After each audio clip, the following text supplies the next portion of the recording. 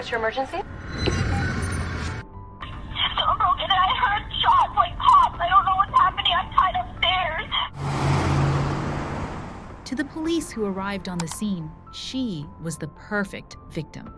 24-year-old Jennifer Pan, the devoted daughter of a hardworking family, was found tied to a railing upstairs, hysterical. Downstairs, her mother, Bish, was dead. Her father, Han, was clinging to life after being shot in the face. You might be hearing the name Jennifer Pan a lot right now. Netflix just released a documentary about her plot to kill her parents. I knew what they were going to do and when they had done. Jennifer's story was terrifying. 3 armed men had broken in, demanded money, and unleashed senseless violence. She was the sole lucky survivor. She was traumatized. She was innocent. I want to go through a form with you. It may seem kind of, why you're doing this, but this is it's like you're swearing to tell the truth about what you're going to talk to me about, and it's also going to explain to you the penalties for not telling the truth. I don't expect you to help me, but... And it was all a lie, because as detectives would soon discover, the most dangerous person in the house that night wasn't one of the intruders. It was the daughter they had raised.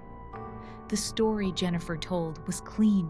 She described the intruders, the robbery, and how she managed to secretly dial 911 while bound. Do you, Jennifer Pan, swear that the evidence you shall give on this investigation shall be the truth, the whole truth, and nothing but the truth, so help you God? I do. The community was horrified. I'm not talking about anybody else, but if you could pick for yourself, what would it be? I'm going to be a piano teacher when I come home. But in the daytime, I'd like to have a simple, maybe like a lab technician job, just work. The Pan family were the immigrant dream personified, fleeing Vietnam for a better life in Canada, working tirelessly to give their children every opportunity. And Jennifer was the golden child. What did they do for a living? He was a tool and die maker. His wife worked in the same factory as him, putting together car parts. But he was very intent on his children doing better than he did. Who made them proud, a straight-A student, an accomplished pianist, and a university graduate. But in a story this clean, detectives knew to look for a single, messy thread. And they found it. The first thread was small. Jennifer was the only one left unharmed and conveniently able to call for help.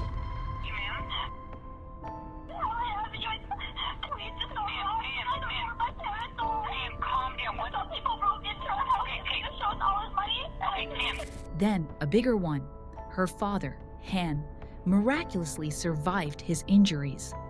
And when he woke from his coma, he told police something that changed everything. He saw his daughter speaking softly and familiarly with one of the gunmen, like an old friend. The police brought Jennifer in for one final interview. What followed was one of the most masterful and chilling police interrogations ever recorded. For hours, she stuck to her story. But Detective Bill Goetz used a simple, brilliant technique. All you have to do is tell me that you were involved, right? He didn't accuse her. He sympathized with her. He acted like a father figure, telling her he knew she was under immense pressure. And slowly, the facade that Jennifer had maintained for over a decade began to crumble. The truth was, Jennifer Pan was not a golden child. She was a prisoner of her parents' expectations. When she started getting B's in high school, she couldn't bear to disappoint them. So, she began to lie. She created a fantasy life, forging report cards with straight A's for 4 years.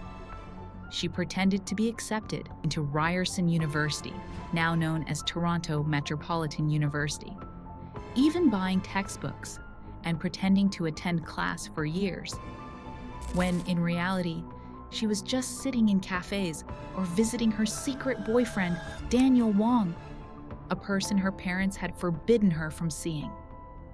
Her entire life was an elaborate, exhausting performance.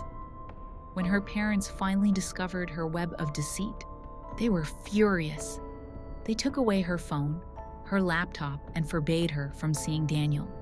For Jennifer, who was now 24, this felt like a life sentence. Her fantasy world had been destroyed, and she couldn't see a way out. So, with Daniel's help, she decided to create a new reality. They would hire hitmen to kill her parents, staging it as a robbery gone wrong. Hello? Yes? Ma'am, I need to know your address. Avenue Road, can you please stop? The prize? A $500,000 inheritance and the freedom to finally be together. Come into the house together. What did they say when they walked in? They asked for money. She was no longer just lying to live. She was willing to kill for the life she felt she deserved. This is Juju Bean, reminding you that behind every headline is a human story. Look out for each other and question everything. Stay safe out there.